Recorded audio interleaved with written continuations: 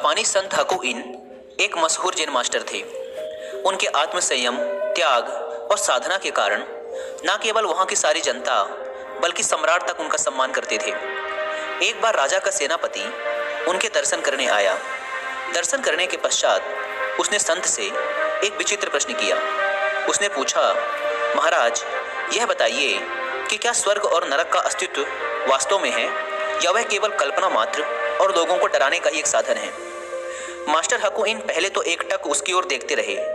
फिर उन्होंने उससे पूछा, अच्छा, पहले यह बताओ कि तुम काम क्या करते हो।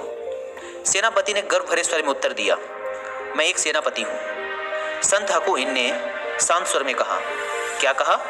तुम एक सेनापति हो? पर शक्ल से तो तुम किसी भिखारी जैसे लगते हो।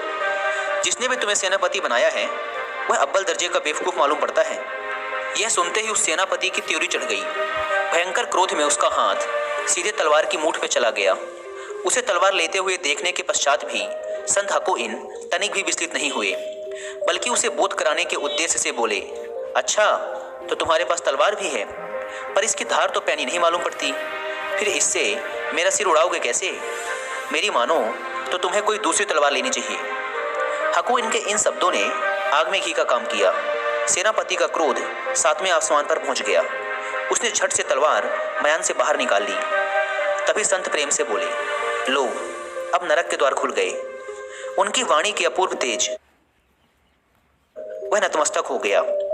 उनकी बात पूरी होने से पहले ही उसने अपनी तलवार वापस मयान में रख ली।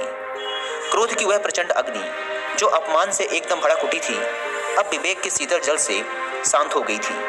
सेनापति की तलवार मयान में रखते ही संत हकुइन बोले, लो, अब स्वर्ग के द्वार खुल गए। मास्टर हकुइन के शब्दों में छिपा ज्वलंत सत्य उस सेनापति को अब समझ में आ चुका था।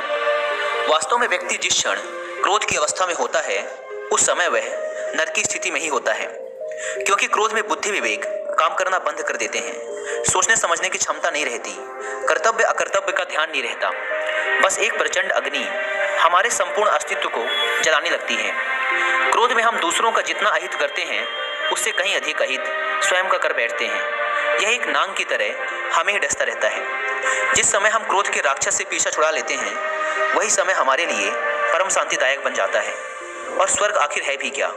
एक ऐसा स्थान जहाँ दुख का कोई नामो निशान नहीं, जो सदैव आनंदमय है। वास्तव में हमारा मन ही हमारे लिए स्वर्ग और नरक का निर्माण करता है।